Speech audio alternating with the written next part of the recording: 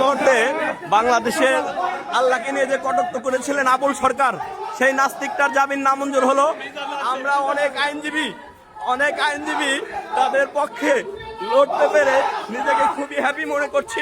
এই যে আমাদের আইনজীবীদের পক্ষ থেকে আইনজীবীরা নিজেরাও ফাঁসি যাচ্ছে। দেখেন বন্ধুরা, এই ফালতুর আসলেই ফাঁসি হওয়া উচিত।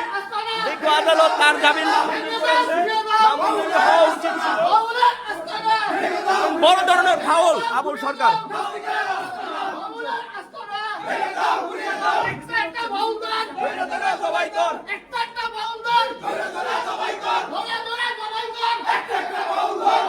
দেখতে পাচ্ছেন বন্ধুরা আপনারা,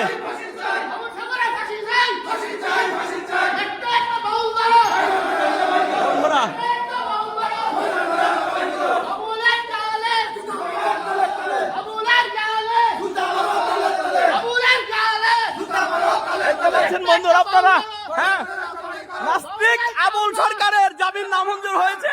তারই পরিপ্রেক্ষিতে আইনজীবীরা